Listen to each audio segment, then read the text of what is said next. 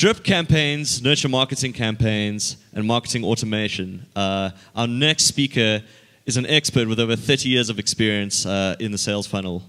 She's also a published author. And Nick, you'll be excited to hear about this. Her latest venture is a company called Spider Training. Spider Training. Spider Training. That's awesome. Yeah. That is awesome. That's like she must do a little chair and a whip, and down, spider, down, like that Yes. kind of thing. It's like a flea circus, but with spiders, Good I on, think. Good on you, Cyndie, because everyone thinks. I assume we're right. You get people that are going, no, spiders are harmless. They just eat the mosquitoes in your house. But Yes. actually, the mosquitoes are feasting on your blood, and the spiders are just acquiring a taste. So the sooner we get more of the trainers to train them, the better. Cyndie, thank you for your good humanitarian work. You're doing good work. Thank you so much. Ladies and gentlemen, please give a warm San Francisco welcome to our next speaker, Cyndie Shaffstall.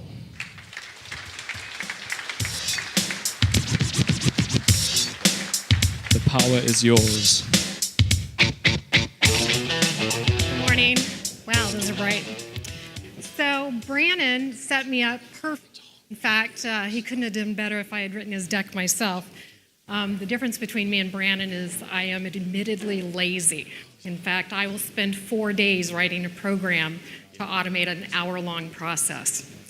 So I'm here to talk to you about that. And what I want to talk most about are calls to action and how to automate those. So we're going to buy now, buy more, and buy again. So before we start, who in here is a marketer? Wow, 5%? How about a web developer? 25%. And how about a business owner? And you can raise your hand more than once. Okay. So the reason I want to know that is because if you're a web developer, and I am a developer, I actually do write code. If you're a web developer, you may not feel the same responsibility to your client that the business owner does or that the marketer does, but you should, and you can control that. You can actually contribute to the process. Lost a slide. Maria?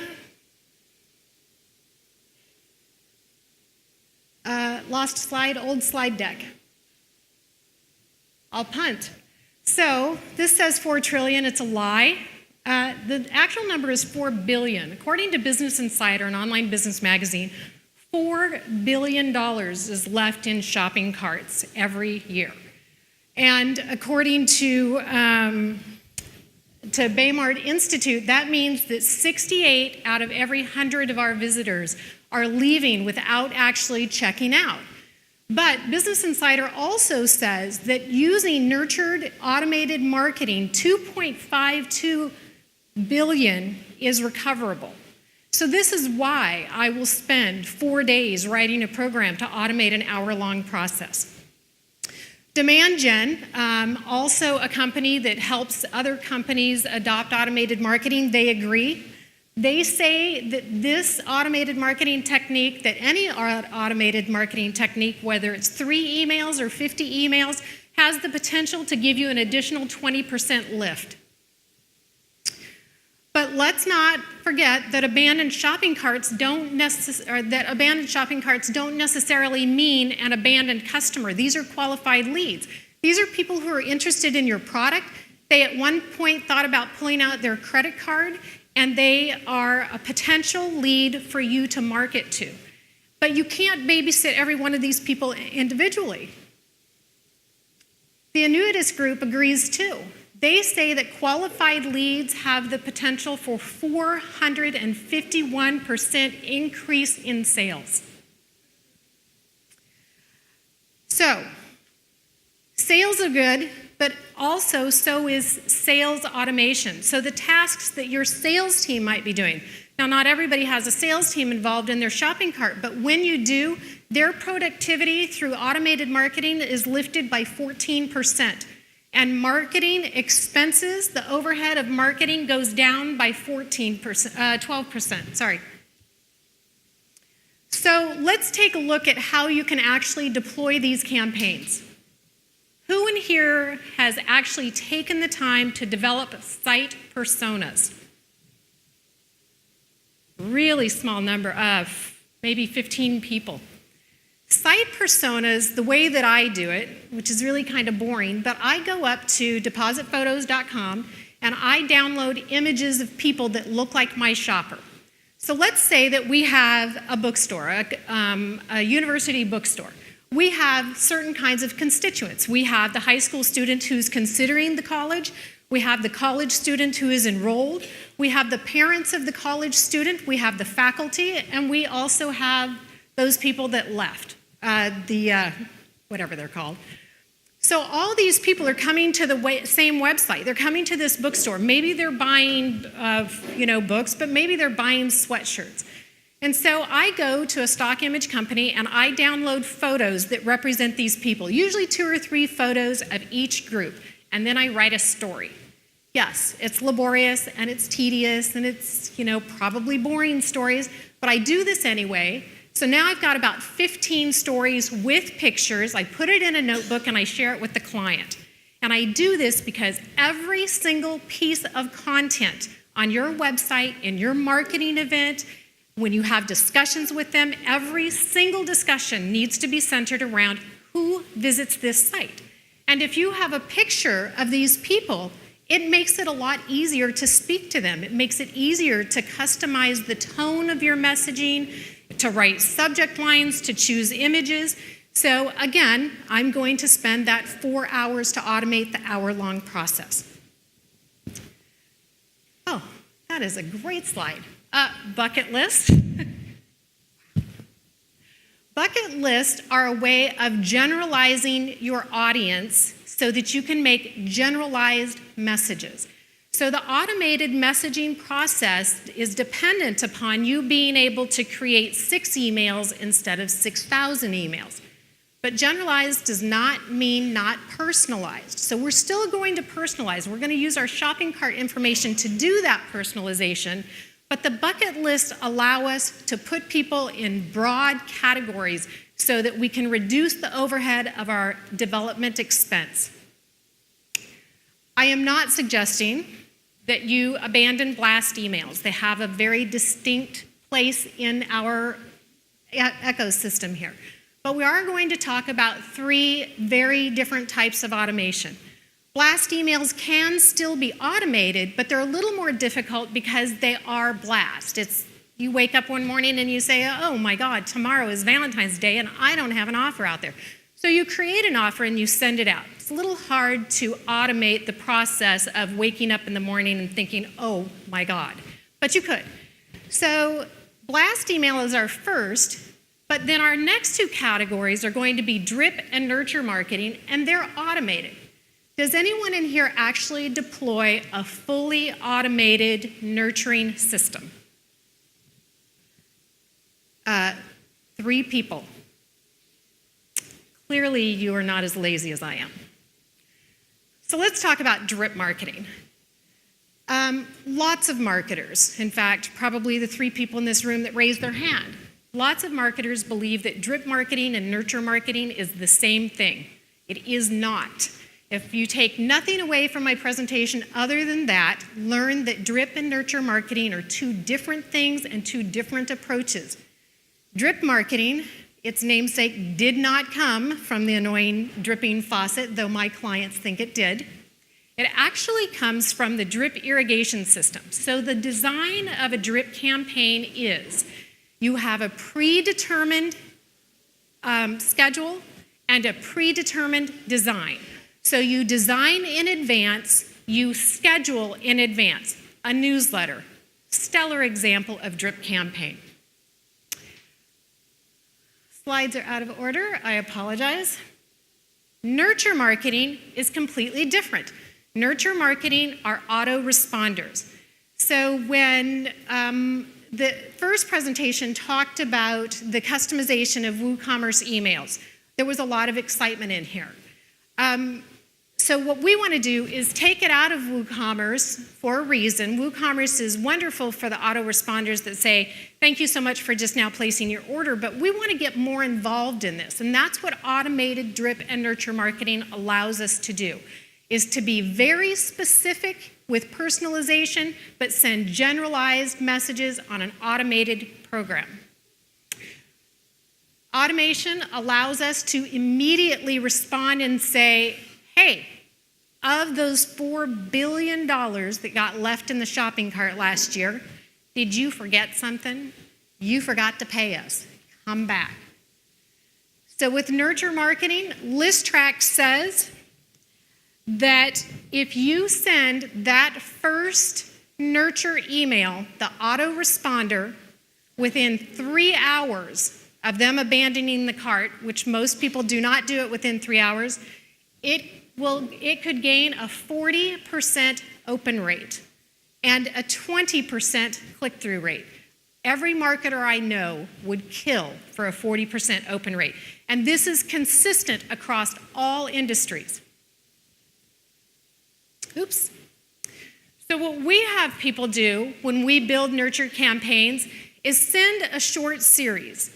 And the idea is to try to figure out with your first campaign what triggers your customers or your visitors to come in and come back and spend that money. So the buy again, what is that trigger? And you might have some ideas now about what triggers your customers, but it is a guess. And so I'm going to show you how to get past the guessing stage. So in your nurture marketing, remember the first one, within 3 hours, you want to say, did you forget something? 40% open rate. Within a day or two, second email. Again, notice no offer. It's not too late. We still have this for you. Come back and check this out. But if that doesn't work, now start yourself on a path, a very short path of escalating offers if it's appropriate for your business or your client's business. And it's not always. Sometimes you're selling something that discounting it just is not the right thing to do. And my policy is, not only am I lazy, I do not leave money on the table. I see no reason to give someone a discount if I can get them back to my store and have them check out simply because I said, hey, you forgot something. So start small and start with gentle reminders and then do escalating offers. You might get to a place where, or you have a product where sending them 2 instead of 1 is a possibility. According to Coupon Cabin, they say that 73% of US adults are likely to shop online when you offer, anybody know? 73%. Free shipping. To top that off, 93%, great, my stat's missing, it's 93% said that free shipping would get them to do what? Anybody? One of my 3 calls to action, buy more. You can put a free shipping offer in your nurture campaign around step 3 or step 4 and increase the size of the cart after they've abandoned it. So a few more steps down the road, I've maybe now embedded in my first nurture program for this client, maybe I have 12 emails. And maybe I'm sending them out over a span of 12 weeks. Maybe just once a week I'm hitting them. And then I say, okay, look, you've heard from me for 12 weeks now and you still haven't done anything. This is your last chance and I'm deleting your cart. Extremely effective email. But don't give up. If they do not respond to your nurturing email, remember the 3 different campaign styles? We have blast, drip, and nurture. When you're done with your nurture, you do not abandon this customer. You do not abandon the conversation. You've made a promise to them. We're going to stay in touch. You say, welcome to our drip campaign. And you shuttle them off to that bucket list of the drip. So a real-world example. I have a pet store, and I have buckets for my shopping cart abandoners. Now, I also have buckets for people who visited. I have buckets for people I want to have visit. I have buckets for people that should visit. But I have this bucket that is nothing but cart abandoners, and it has some sub-buckets. So I have sub-buckets for people who put dog products in their cart, and cat products, and horse products, and whatever that other animal is, but no spider buckets. Why not? Who buys stuff for spiders? Nobody. Okay, so I have all these buckets, and I'm nurturing them along, and I'm able to create generalized messaging that says, hey, Cyndie, you put a halter in your bucket, and here's a picture of what you bought, and here's what it would look like on your horse, and isn't that wonderful? And this is going to encourage me. Study after study after study supports this. Your customers are more likely to come back to your store if you nurture them and you remind them of the relationship with specificity. So show them a picture. If you don't have a picture, give them a link to a video, even if it's not the same product, if it's in the same category, because it makes them understand that you're watching them, that you care about their interests, and that you're going to deliver. If after 4 weeks you still haven't closed that order, it's unlikely, because within 4 weeks, 29% of people come back to close out their cart. So, building the campaign is the hardest part, hands down. I have spent 4 months writing a program to do an hour-long process. I actually create these emails, but I also draft my emails. And drafting your campaign is challenging. So remember the personas? We talked about it in the beginning. How many people in here actually went to the trouble of creating a notebook for them and their clients to guide content? That personas book comes into play right here, because now what we have to do is we have to say, well, Lisa is 26 years old and she's going to this college. She's here on her mom's dollar. And so she's using her mom's credit card to buy sweatshirts in the store. So if Lisa came to the store and she went to buy a sweatshirt and she left, why did she leave? It was $78. It's her mom's credit card. She's got to talk to her mom about this, right? So what is our messaging to Lisa when Lisa abandons our cart? And that's what this is about. Drafting your campaign is speaking to your personas and speaking to them about why they left, and speaking to them in a way that gets them to come back. So the focus must be on automation, because we can't possibly do 6,000 emails to every potential visitor who leaves. We have to group them. We have to be general, but we have to be specific. So put yourself in their shoes. Think about Lisa. Think about Frank, the high school student who'll be joining the university next year. Think about the alumni. Look, I came up with that word. But don't forget the call to action, because this is how automation works for you. If you send out those emails and you are not very clear with Lisa about what you want her to do, your automated campaign will fall flat. You must tell her with specificity, buy now, buy again, buy more, get free shipping. Do whatever it takes to get Lisa back. That's Ariel, by the way, didn't used to be. So, our words are get, buy, find, shop, order, review, and purchase. Not necessarily in that order, it just made a nice shape. So these are the action words you need in your nurture campaign. Every single email in your campaign must say what I want you to do, what you want them to do. According to Small Biz Trends, it is, there's no percentage there. What does that look like? 60%. 60% will say oh, look, it's 70%. It does say that. It's just very small. 70% of small businesses focused on the B2B market, the very market that they're talking to, do not have a call to action on their webpage and presumably not in their marketing either. And you know what? It upsets our customers.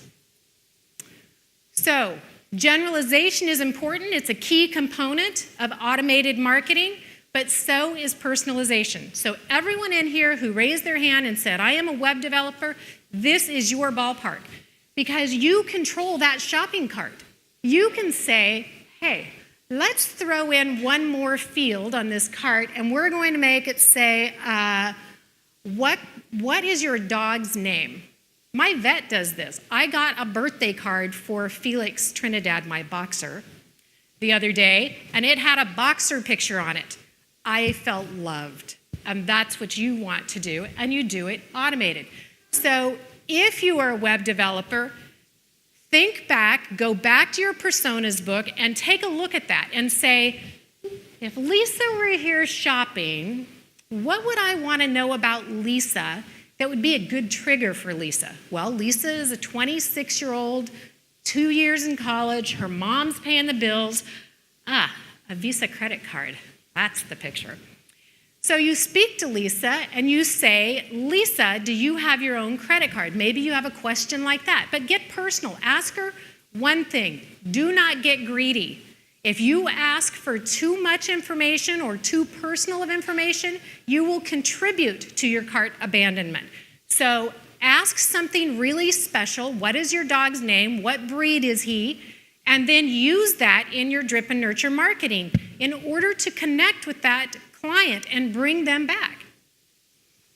So 77% of online shoppers are frustrated when websites do not acknowledge their special interest. And you as web developers have the power to do it. Apples and oranges, this should really be titled something along the lines of how to increase your revenue. Because every single stat that I just threw at you is irrelevant. It is not your website, it is not your customer. So how do you know what question to ask? Well, you start with personas. But then Brennan set me up for this again. You do A/B testing. Or you do A, B, C, D, E, F, G testing. But you don't do AAA, BBB testing. And so I'll talk about A/B testing for a second, just assuming that somebody in here doesn't know it. So I have email A, which is about oranges. My subject line promises it's about oranges. And I have email B, and it's about apples, and my subject line promises it's about apples. So I am going to test subject line apples against subject line oranges, and I'm just going to split my list right down the middle for no apparent reason. Half the people are getting that one, half the people are getting that one, and which one gets opened more, which one gets clicked through more, which one converted more, which one of my emails said, get your tail back to my cart and check out. So you need to monitor, and that's what A/B testing is about. We A/B test everything, every single thing. And I was really shocked that Brian Eisenberg, a pioneer in email marketing, said most companies perform less than 5 tests a month. I do that before breakfast. We test subject lines, we test buttons. I can tell you right now, unequivocally, that a button that has an arrow on it will outperform every other button 98% of the time.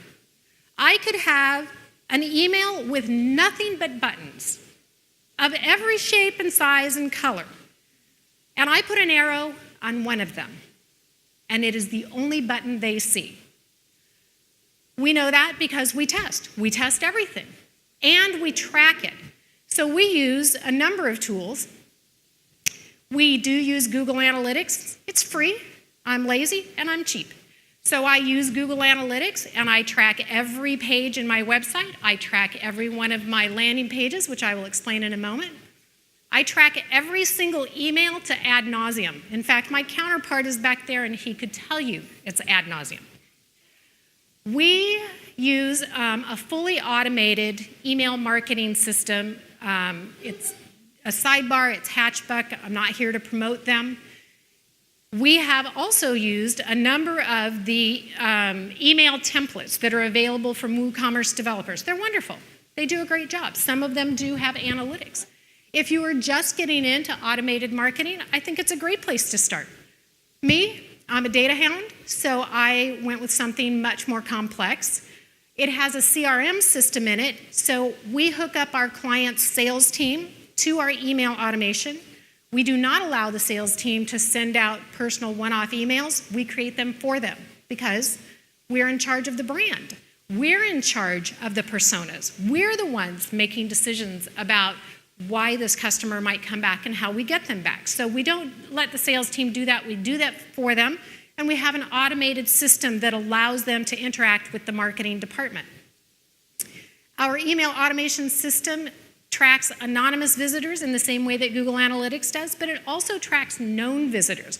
So as soon as we send an email to anyone, it identifies them every time they visit the site, and then I'm allowed to do things like, lead scoring.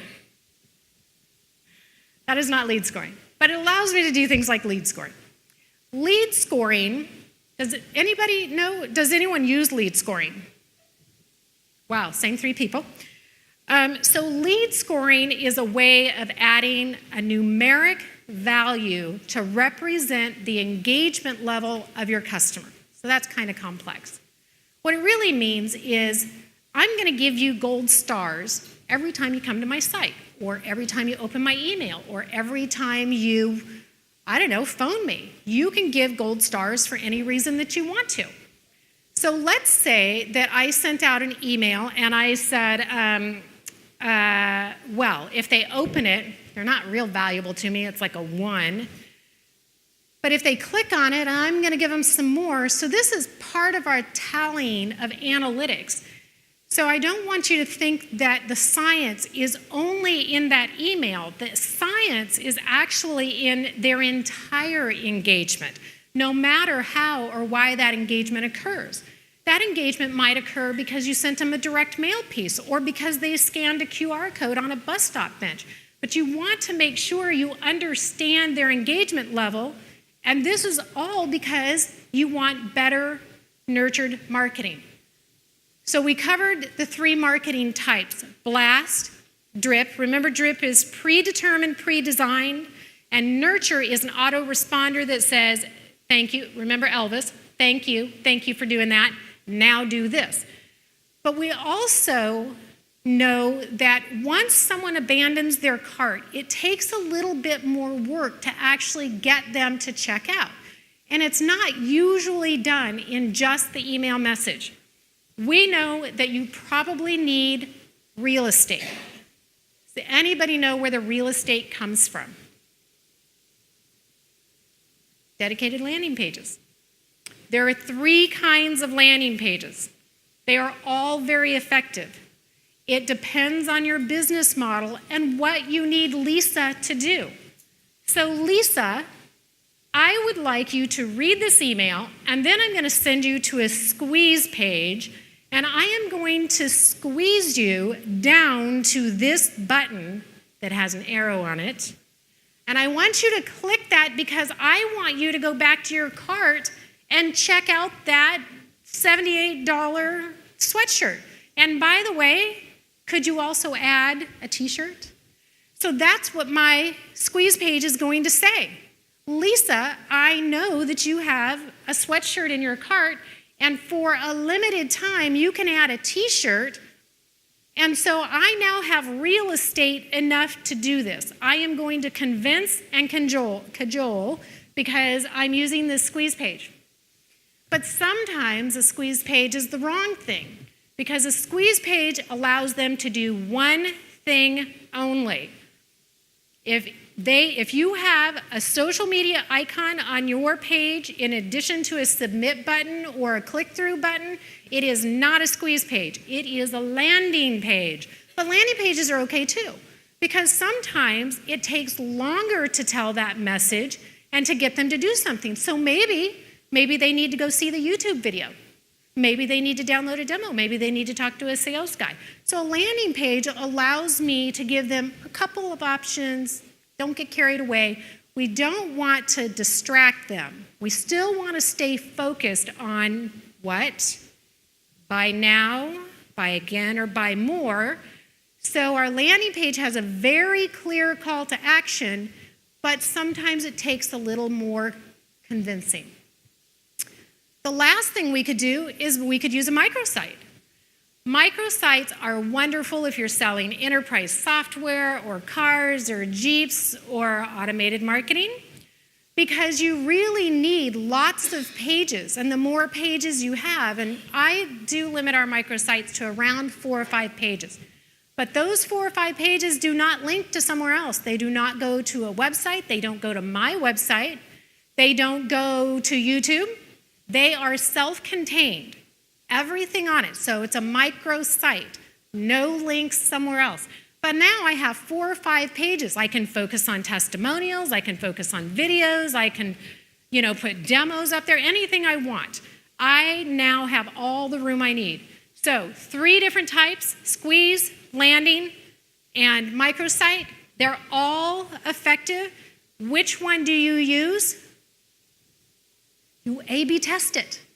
You find out which one of these page types is the most effective for Lisa. Which one works for Frank? Which one works for Frank's parents? It's going to be a different answer, and sometimes it's a different answer depending on the day or depending on the offer or depending on the holiday.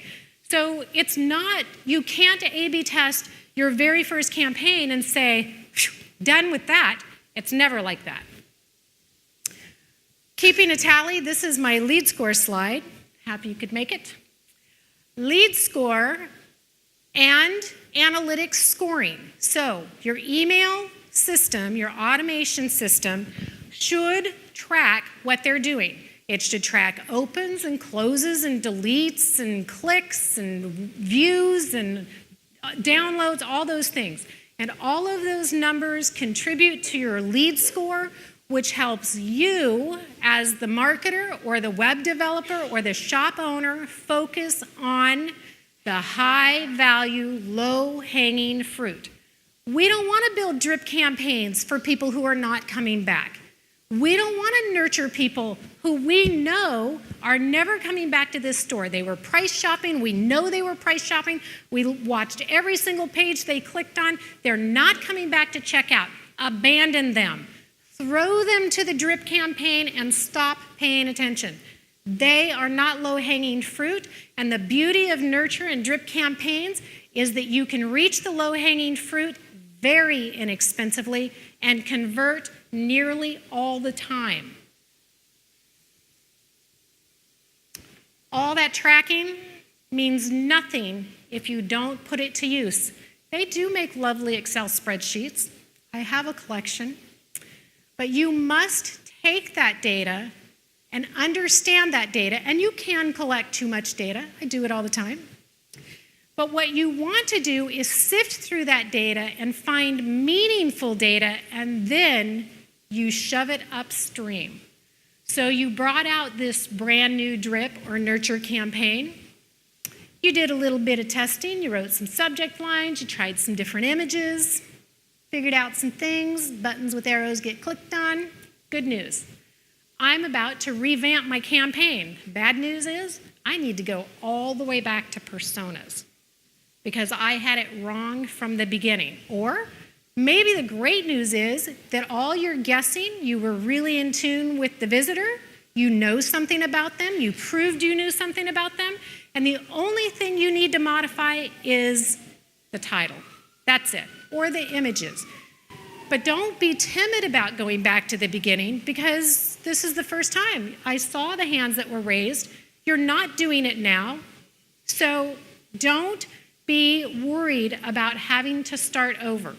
I do it every day. I am not proud. I don't care if I don't know something. I will go learn it. And this is how you do it. Once you've passed that information upstream, you will rinse and repeat. We build drip and nurture marketing campaigns that last 12 to 18 months. We build them in advance. You would think in 18 months, my client's market is going to change so dramatically that this campaign will no longer be relevant. And that's not what happens. you will find that you have developed a lovely core of products and messages and templates that you can use for the next 12 to 18 months. So when we walk into a client and we say, what's your marketing budget for this year? And they say, $50,000. We say, excellent news. We've just extended that to 18 months. And they get 18 months out of the same $50,000, and they are thrilled every time. So learn from your campaign and then rinse and repeat. But be prepared to make little tweaks. If you find out that buttons with arrows, which do work, if you find out that those perform well for you, scrap every button in the entire campaign and replace it with a button with an arrow. And you're ready to go. You hit start. So I apologize. My slides were out of order. I worked so hard yesterday to bring you a different presentation. But I am ready for Q&A. Does anybody have any questions? Yes.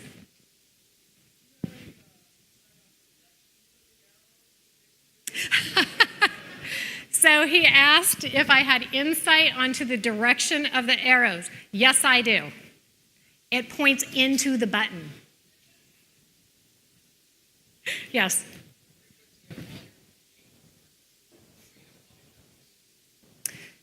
So give me a little more to work with. Okay. So his question is, how many components can I send? How many emails can I send? Direct mails can I send before I get opt-outs? That is an excellent question for A/B testing.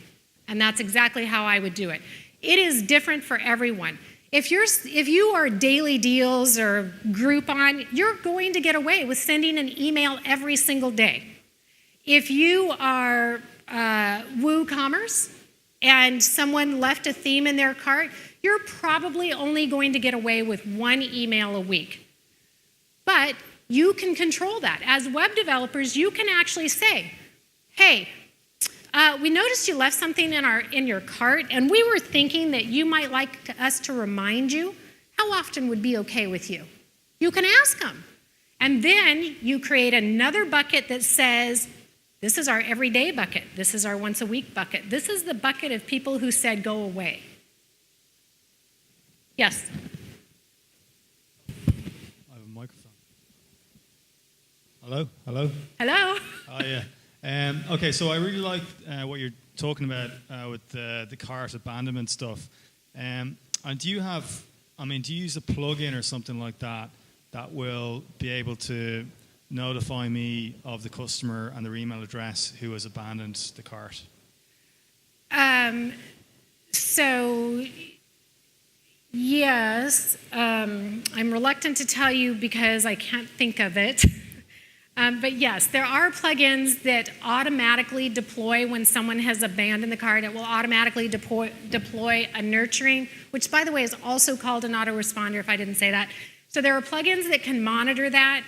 If you really have that need, I recommend that you go with a more automated system, something like Acton or SharpSpring or Hatchbuck, something along those lines. Because the way that we use, does anybody in here use Zapier? Oh, yeah. Okay. We use Zapier to pass information. Zapier is a bridge, so it bridges applications based on certain data criteria collection. So we use Zapier to recognize when someone enters a cart and when someone doesn't complete the cart, and when that does not happen within 3 hours, we send another email.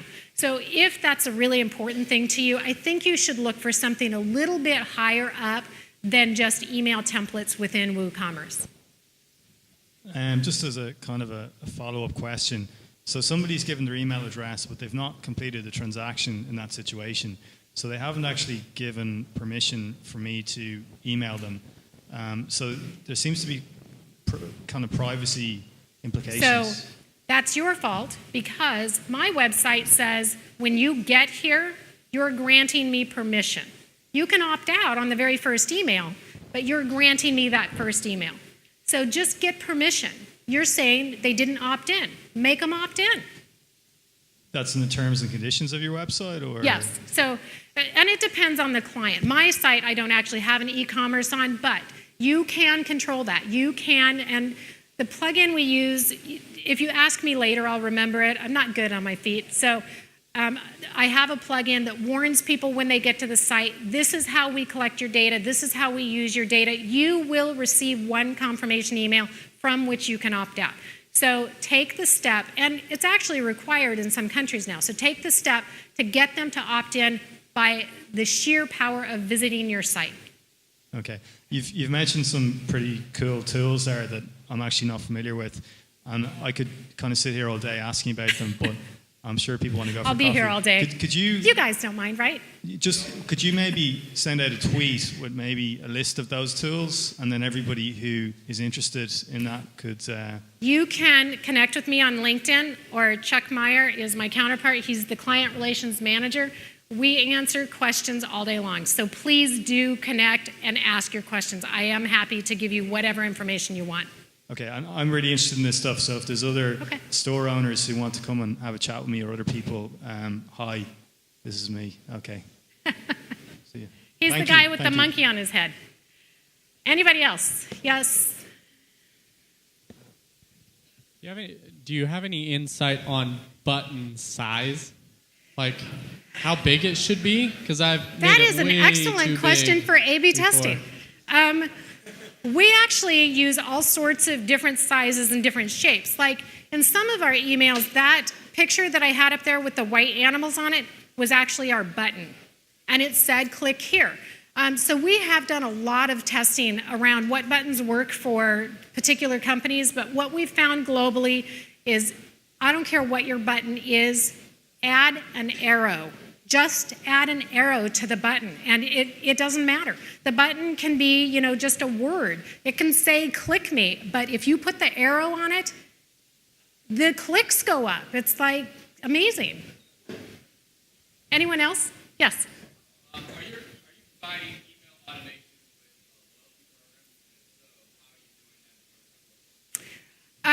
We have done some work with loyalty programs. I would probably not be considered an expert on that topic. I have plenty of opinions. I'm happy to share those.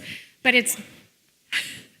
I actually, 20 years ago, sat next to a guy on an airplane that ran the loyalty program for our local grocery store in Denver. Huge chain. And the kid was obviously, 10 or 15 years younger than me, and he said... I said, what do you do? I rarely talk to people on planes, but he's a kid. So he says, I run the loyalty program for King Soopers. And I said, oh my God, that's my ideal job. I'm a data hound. I would just love to be in that job. And he said, huh? I said, collecting all the data, like understanding what people do and, their shopping patterns, what day they shop. He goes, huh? No, like when you collect all that data and you give me the coupons. And he said, yeah, we don't do that. So I actually did quite a lot of work for a religious organization in Denver that is based almost entirely on loyalty programs. And drip and nurture marketing is sort of agnostic. It is about being too lazy or too busy.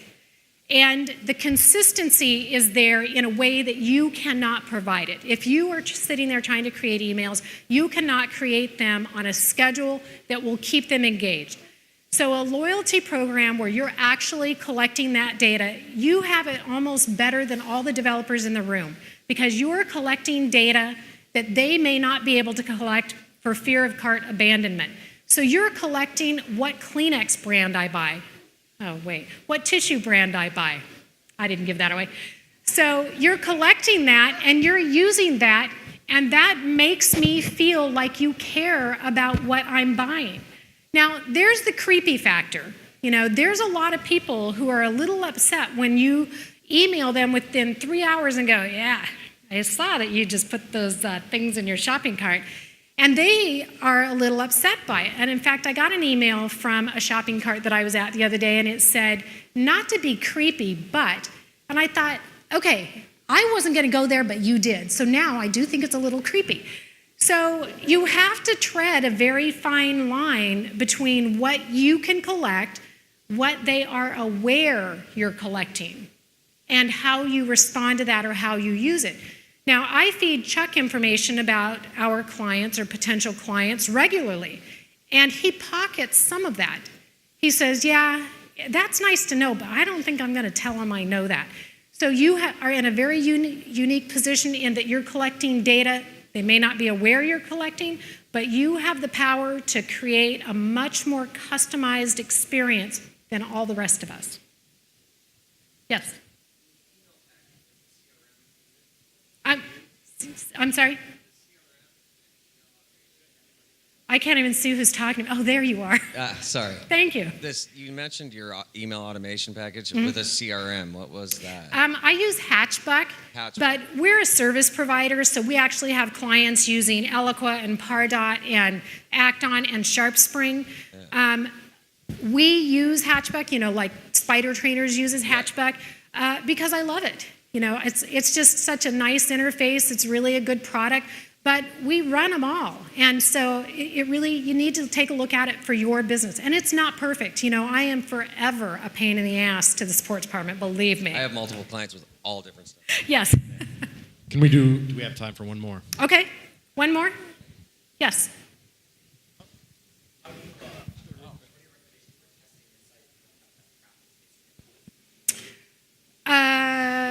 Well, I personally would deploy the biggest campaign I could think of in some really creative way. We had a magazine come to us one time. We ran a $25,000 software giveaway. We posted it on all of those giveaway websites. So yes, we got all kinds of traffic that was completely useless to us, but we had heat maps. So even though these people were not really interested in the particular product, I got to see what was happening in the website. So there are ways. Cheat, lie, whatever. Awesome. Thank you very much, Cyndie. Let's give a round of applause. Thank you.